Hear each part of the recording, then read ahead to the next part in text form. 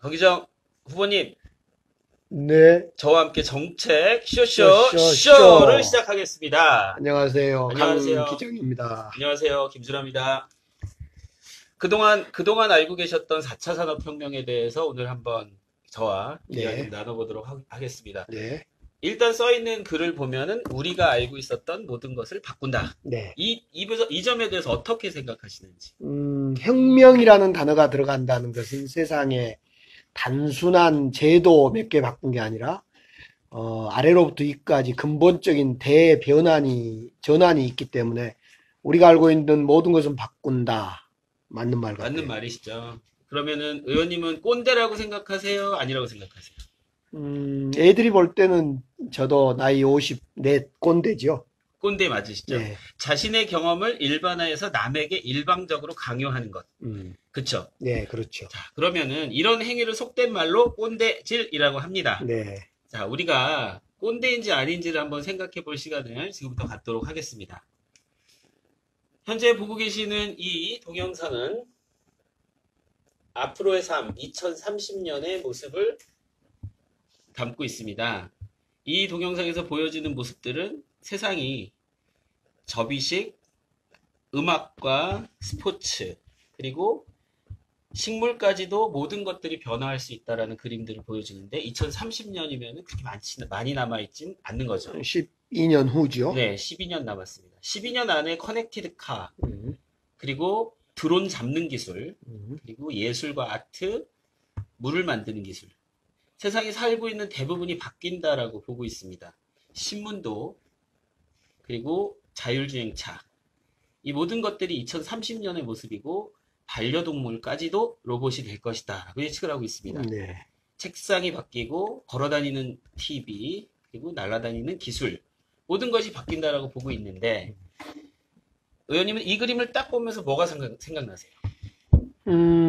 이것은 그 드론을 타고 우편 배달부 아저씨가 됩니다. 아, 그럼 아직 꼰대는 아니신 것 네. 같고요. 두 번째 그림을 보시면 어떤 그림이 생각나세요? 이건 청소기죠, 청소기. 로봇 청소기죠. 로봇 청소기. 이 그림의 특징을 잠깐 설명을 드리면 1900년도에 화가 장 마르크 코트가 2000년의 세상은 이럴 것이다 라고 상상화를 그린 겁니다.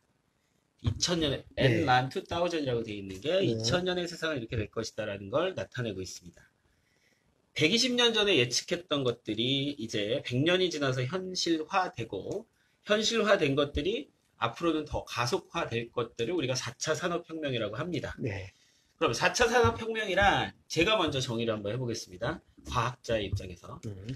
4차 산업혁명이란 3차 산업혁명을 기반으로 디지털, 바이오, 물리 등을 경계를 융합하는 기술이라고 얘기를 합니다.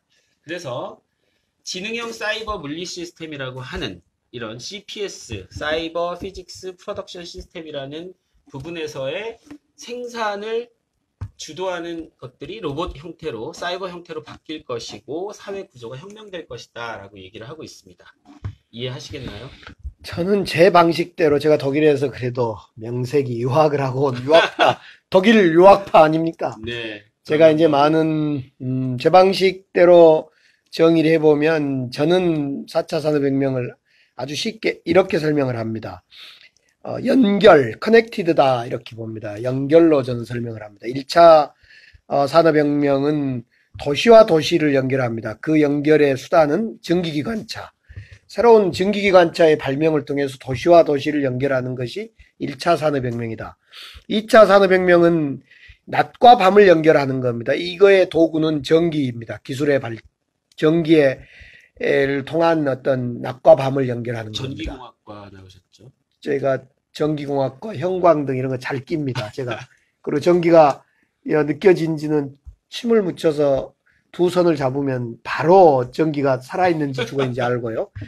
3차 산업혁명을 저는 국가의 연결이다. 이렇게 봅니다. 그 연결의 기반은 컴퓨터라든가 인터넷 기반이다. 이렇게 보여지고요. 결국 4차 산업혁명 시대로 지금 접어든다고 하는데 이것은 결국 AI, 인공지능이라든가 또는 로봇 기술, 생명과학이 주도하는 차세대 산업혁명인데 이것은 현실과 과상을 연결하는 이런 혁명의 시대다. 그래서 저는 1차부터 4차 산업혁명까지를 관통하는 하나의 단어를 뽑으라 하면 연결, 커넥티드다 이렇게 저는 정의하고 싶습니다. 공부를 따로 하셨나요? 유학파, 독일의 폭스바겐이라든가 독일의 인더스트리얼 4.0 예. 이곳을 방문해 보면서 그곳에서 실제로 독일이 인더스트리얼 4.0을 어떻게 이 제조업에 소위 접목시킨지, 네. 새로운 기술과 4차 산업혁명을 어떻게 준비한지를 좀 보다가 들어왔습니다. 예. 제가 점수를 드리겠습니다. 제 네. 점수는 100점 만점에 100점입니다. 오, 예. 그럼 뭐 완벽이네요? 완벽하게 이해를 하고 계시는 네, 4차 예. 산업혁명 시대에 그 4차 산업혁명이 가지고 있는 배경들에 대해서 잠깐 설명을 드리면 로봇 배달부, 로봇 사서, 로봇 약사, 로봇 작곡가, 펀드 매니저, 로봇 변호사, 미술가까지 네. 지금은 인공지능이 전부 이끌어갈 수 있는 직업들입니다. 제 딸이 약사가 되겠다 그래서 제가 약사는 앞으로 장기적으로 비전이 없다 그랬더니 약사 말고 제약회사를 들어간다고 네, 그러더라고요. 그렇습니다. 네. 요즘 약대 대부분은 약사보다는 제약회사에 들어가는 쪽이고요. 보시면 변호사까지도 결국은 판례를 찾는 기술은 AI, 인공지능이 훨씬 더 빠릅니다. 결국은 2015년까지 만들어진 내용들인데 이 4차 산업혁명에 기반된다면 시장도 아마 강기정 로봇 시장이 나올지 아닐까요? 그러면 저는 그때는 로봇도 출마하나요? 로봇도 출발할 수 있죠? 저하고 경쟁 상대가 되나요? 그렇죠. 로봇 네. 강기정. 네. 네. 그런데 이 4차 산업혁명의 가장 키 아이디어는 빅데이터라고 합니다. 이 빅데이터는 우리가 이제까지 살고 있었던 세상의 모든 데이터를 연결하는 겁니다. 말씀하셨듯이 예. 자율주행 자동차에 연결되는 모습을 한번 보시겠습니다. 이 그림은 가까운 곳에 스타벅스를 찾아줘라고 음성 인식을 합니다. 그러면 자율주행 자동차가 가면서 코너도 돌고 현재 보고 계신 이 네모들이 전부 데이터입니다. 이미지로 센서가 작동되는 거죠. 그렇죠. 센서가 네. 작동되는 이미지로 데이터로 입력이 되고 이 운전기사는 현재 안에서 음악을 들으면서 자기는 즐기는 삶입니다.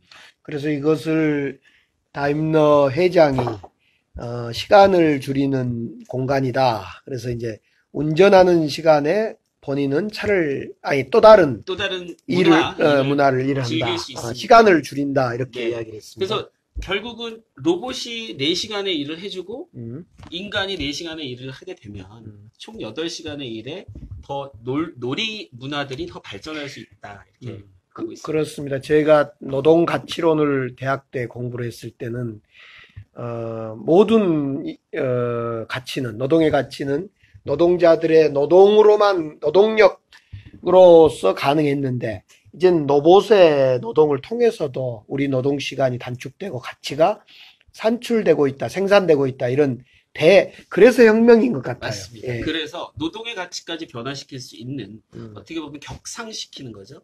격상시키는 기술이어서 이 자율주행 자동차가 빅데이터의 총망라된 기술이다라고 얘기를 합니다. 광주에는 여러 가지 전략 산업들이 있습니다. 광산업, 자동차 산업, 에너지 산업, 문화 콘텐츠 산업. 그런데 이 산업들의 빅데이터와의 연결이 필요합니다. 그 연결이 바로 도시 경쟁력 제고와 신산업 육성이라는 부분에 우리가 선점을 해야 될 빅데이터 산업을 광주가 선점을 해야 될 이유라고 생각합니다. 최근에 그 평창 올림픽에 다녀온 기업인 한 분이 저한테 이런 이야기를 해요. 그 기업인은 한전의 협력업체던데 네. 그 이번에 5G 시험을 평창 올림픽에서 했지 않습니까? 네. 그 과정에 얻은 데이터를 다 버리고 왔다. 네. 이런 표현을 하더라고요. 그래서 뭐 구체적인 이야기는 제가 듣지를 못했는데 시작이라고 봐야죠. 어떻게 보면은 네. 전 세계에 우리나라가 빅데이터 산업을 이끌어 간다는 걸 올림픽 메시지로 한번 전달했다라고 생각을 합니다. 네. 최근에 그 빅데이터 산업 국가 클러스터를 지정하시겠다고 하셨는데 네. 이거 한번 우리 강기정 시장 후보님의 광주시장 후보님의 의지를 좀 한번 정확히 밝혀주시면 좋을 것 같습니다. 그렇습니다. 데이터가 돈이 되는 세상, 특히 빅데이터를 통해서 새로운 산업을 일으켜야 된다는 것은 이미 우리는 많이 늦었습니다만은 구글이라든가 많은 전 세계의 돈 버는 곳은 지금 빅데이터를 활용해서 돈을 벌고 있다. 우리가 대표적으로 페이스북을 우리는 가입해서 우리의 정보를 페이스북에 주면 그 페이스북 친구들은 회사 경영자들은 다시 그 정보를 재가공해서 우리에게 팔아먹고 있는, 우리가 다시 그 돈으로 우리가 사고 있는 이런 정말 손해본 일을 계속 하고 있는데, 최근에 중국이나 이런 데서는 이런 데이터를 외국 기업이 가져가지 못하도록 맞습니다. 자국의 데이터 기업을 육성시키도록 하기 위해서 모든 외국의 데이터 기업들을 차단하는, 네. 봉쇄하는 이런 일도 하고 있다던데, 예.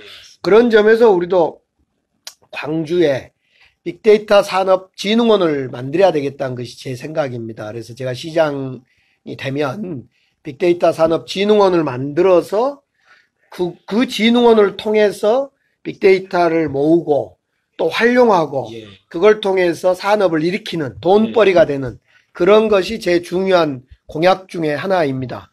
그런데 이게 중앙정부에서 하고 싶어도 빨리 못하는 이유는 중앙정부가 다뤄야 될 것들이 너무 많거든요. 네. 그래서 지방정부에서 하고자 하는 그 이유가 있으신지. 일단은 지방 분권 시대로 이제 접어들면요. 이것을 그러니까 분권의 정부에서, 지방정부에서 하는 것이 여러 가지 이로울 거라고 생각합니다. 국가적으로 전체 데이터를 모으고 활용하기 시작하기에는 법과 제도를 많이 이렇게 바꾸는데 시간이 많이 걸릴 거라고 보여집니다. 그런 점에서 광주에는 현재 예를 들면 이미 시작하고 있는 첨단 3지구, 그러니까 첨단 단지 3단지 지금 시작하고 있는데요. 그곳에 AI 센터가 만들어지기 시작하고 있지 않습니까? 예. 그런 지역을 특수하게 규제를 풀고 그곳에서 모든 새로운 데이터를 활용하여 산업을 일으키려고 하는 젊은 창업 벤처 사업가들 또는 창업을 위한 젊은 청년들이 그곳에서 충분히 실험하고 데이터를 만질 수 있는, 그래서 새로운 기업을 만들어 나가는 창업의 어떤 기반을 만들 수 있지 않는가. 그러니까 지방정부가 몸집이 훨씬 가볍다. 그렇습니다. 그리고 그렇기 때문에 중앙정부의 느린 속도로는 이 빅데이터 산업은 발전의 속도를 놓칠 수가 있다. 이런 말씀이시죠. 그런 샌드박스 존이나 이런 규제 합리화 부분도 광주가 먼저 앞서갈 수 있다라는 생각을 가지고 계시고, 국가 빅데이터 산업진흥원 만들어 주실 건가요? 제가 시장 만들어 주실 건가요? 시장 만들어 드리겠습니다. 그럼 하겠습니다. 네. 네. 짧은 톡으로 앞으로 이런 형태의 정책쇼를 준비하겠습니다. 오늘은 강기정과 김준하의 정책 쇼였습니다. 감사합니다. 감사합니다.